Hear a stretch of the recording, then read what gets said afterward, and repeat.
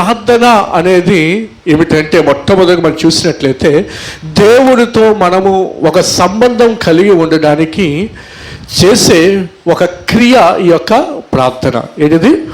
దేవునితో మనము సంబంధం కలిగి ఉండడానికి చేసే ఒక క్రియ ఈ యొక్క ప్రార్థన. ఈ విషయం మనం మర్చిపోకూడదు.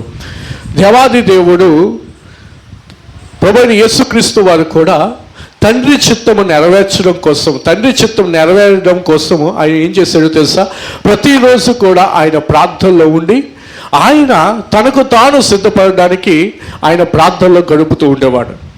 ప్రార్థన ఎంత ప్రాముఖ్యమైనదంటే, శ్రమలో నువ్వు బయటపడాలంటే, శ్రమల నుండి నువ్వు విడిపించబడాలంటే ఖచ్చితంగా నీ జీవితంలో ప్రార్థన అనేది ఉండాలి. ఏ విశ్వాస జీవితంలో అయితే ప్రార్థన ఉండదో, ఏ యొక్క ఆత్మీయ జీవితంలో అయితే ప్రార్థన ఉండదో, ఆ కుటుంబం కావచ్చు, ఆ యొక్క పరిస్థితులు కావచ్చు, ఆ యొక్క వ్యక్తిగత జీవితం కావచ్చు, అది ఎప్పుడు కూడా గలిబిలిగానే ఉంటుంది. ప్రార్థన ఎప్పుడైతే మనము చేయడం మానేస్తామో, ప్రార్థన ఎప్పుడైతే మన జీవితంలో ఉండదో, సాతానుగాడు మన మీద దాడి చేసే ప్రయత్నం చేస్తాడు. ఆల్రెడీ నేను మీకు ఒకసారి చెప్పాను, ఎప్పుడైతే మనం ప్రార్థన మానేస్తామో సాతానుగాడు మన జీవితాల్లో దాడి చేయడం ప్రారంభిస్తాడు. చూడండి, ఒక దొంగ ఒక ఇంటిని దోచుకోవడానికి వచ్చినప్పుడు ఏ విధంగా అయితే తన ఇంటిలో ఉన్నవారు ఎవరికి కూడా కమ్యూనికేషన్ చేయకూడదని చెప్పి టెలిఫోన్ వైర్ ఎలాగైతే కట్ చేసేసి కమ్యూనికేషన్ వెళ్లకుండా ఎలాగైతే చేస్తాడో, లేదా ప్రెసెంట్ జనరేషన్లో మనం చూసినట్లయితే ఒక వ్యక్తికి ఇన్ఫర్మేషన్ పాస్ అవ్వకూడదు అంటే ఏం చేస్తున్నారు? సిగ్నల్ జామర్స్ పెట్టేసి సిగ్నల్స్ బయటికి వెళ్లకుండా ఆపేస్తున్నారు. అవునా కాదా? సో ఆ సిగ్నల్స్ బయటికి వెళ్లకుండా ఆపేస్తే ఏం జరుగుతుంది? ఇన్ఫర్మేషన్ నువ్వు ఎక్కడైతే దాడి చేయబడుతున్నావో, ఎవరైతే నిన్ను దాడి చేస్తున్నారో, ఎవరి చేతుల నుండి అయితే నువ్వు తప్పించుకోవాలో వారి చేతుల నుండి నువ్వు తప్పించుకోలేకుండా ఆ సిగ్నల్స్ అనేవి వెళ్లకుండా, నువ్వు ఎవరికి ఇన్ఫర్మేషన్ ఇవ్వకుండా ఏం చేస్తున్నారు? ఆ సిగ్నల్ జామర్స్ పెట్టేసి నువ్వు ఇన్ఫర్మేషన్ ఇవ్వకుండా నిన్ను ఆపేస్తున్నారు. అవునా కాదా? So in the same way సాతాను గారు ఎప్పుడైతే నీ మీద దాడి చేయాలి అనుకుంటాడో, నీ జీవితాన్ని నాశనం చేయాలనుకుంటాడో, నువ్వు ఎప్పుడైతే దేవునికి దగ్గరగా ఉండాలని అనుకుంటావో అప్పుడు సాతాను గారు ఏం చేస్తాడో తెలుసా? నీ కుటుంబంలో కావచ్చు, నీ వ్యక్తిగత జీవితంలో కావచ్చు, నీ ఆత్మీయ జీవితంలో కావచ్చు, నువ్వు దేవునితో కనెక్ట్ అవ్వకూడదు, నువ్వు దేవునితో ఉండకూడదు అని చెప్పి నిన్ను దేవునికి దూరం చేయడానికి మొట్టమొదటిగా వారు చేసే ప్రయత్నం ఏంటంటే నీ జీవితంలో ప్రార్థన కట్ చేస్తాడు. ఏం చేస్తాడు? ప్రార్థన కట్ చేస్తాడు.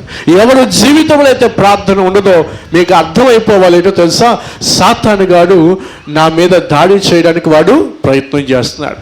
సాతానుగాడు నా ఆత్మీయ జీవితాన్ని దోచుకోవడానికి ప్రయత్నం చేస్తున్నాడు.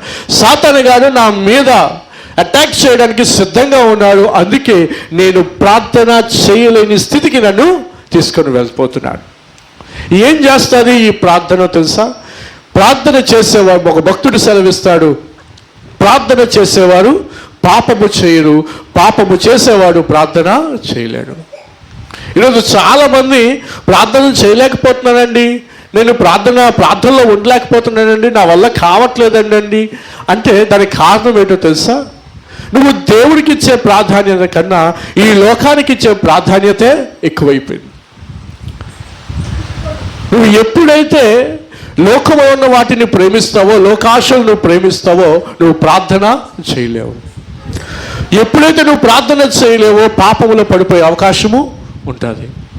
పాపము చేసేవాడు ప్రార్థన చేయలేడు, ప్రార్థన చేసేవాడు పాపము చేయలేడు. ఈ రెండు కూడా వైస్ వర్సా. ఏంటిది? పాపము చేసేవాడు ప్రార్థన చేయలేడు, ప్రార్థన చేసేవాడు పాపము చేయలేడు. దేవునికి స్తోత్రం, హల్లెలూయా. సో ఈ విషయం మనకు అర్థం అవ్వాలి. ఏంటంటే నేను ప్రార్థన చేయలేకపోతున్నాను, లేదా వ్యక్తిగతంగా నేను ప్రార్థనలో ఉండలేకపోతున్నాను, లేదా నేను నా కుటుంబము ప్రార్థన చేయలేని పరిస్థితిలో ఉండి అంటే దాని అర్థం ఏంటో తెలుసా? సాతానుగాడు నిన్ను, నీ కుటుంబాన్ని, నీవు ఏవైతే కలిగి ఉన్నావో కలిగినంతటినీ కూడా వాడు దోచుకోవడానికి సిద్ధంగా ఉన్నాడు. ఈ విషయం మర్చిపోవద్దు. ఒక భక్తుడు అంటాడు, ఇంగ్లీష్లో ఒక అద్భుతమైన మాట ఉంది, ఏంటో తెలుసా? Prayer is the key of the day and the lock of the night. ప్రార్థన అనేది నీ ఉదయకాలపు జీవితాన్ని, మనకు నూతనమైన జీవితాన్ని తెరవడానికి అదొక తాళపు చెవి. అలానే ఆ రోజంతా నువ్వు దేవునితో గడిపిన తర్వాత ఆ రాత్రి నువ్వు దేవునికి కృతజ్ఞతాస్తుతిని చెల్లించి ఆ రోజంతటిని బట్టి ప్రభుని మహిమపరిచి నువ్వు దాన్ని లాక్ చేసే సమయము ప్రార్థన ద్వారా. Prayer is the key of the day and lock of the night. ప్రార్థన ఒక తాళపు చెవి లాంటిది, ఉదయాన్నే తెరవడానికి మళ్ళీ రాత్రికాల సమయంలో దాన్ని మూయడానికి. సో ఎవరి జీవితంలో ప్రార్థన లేదో నీకు అర్థం అవ్వాలి. ఏమర్థం అవ్వాలి? నేను దేవునికి దూరం అయిపోతున్నాను, సాతాను గారు నా మీద అటాక్ చేయడానికి సిద్ధంగా ఉన్నాడు అని మనకు అర్థమైపోవాలి. కానీ ఈరోజు చాలామంది కనీసం ఆ చలనము లేని స్థితిలో, అయ్యో నేను దేవునికి దూరం అయిపోతున్నా, నేను ప్రార్థన చేయలేకపోతున్నాను, ఆత్మీయ జీవితంలో నేను దినదినము దిగజారిపోతున్నాను అనే చలనము కూడా ఈరోజు చాలామందికి ఉండడం లేదు. ఎందుకంటే అలవాటు అయిపోయింది. దేనికి అలవాటు అయిపోయింది?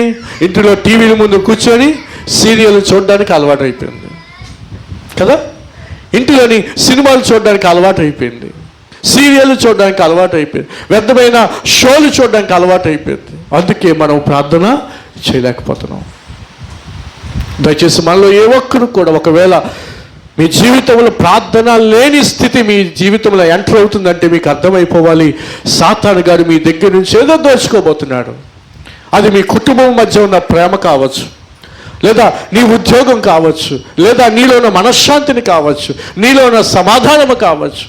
వాడు ఏం చేస్తాడంటే దోచుకోవడానికి ప్రయత్నం చేస్తాడు. So never stop prayer in your life. ప్రార్థనలు నీ జీవితంలో ఎప్పుడూ మానద్దు. ఈ విషయం జ్ఞాపకం ఉంచుకోండి. బైబిల్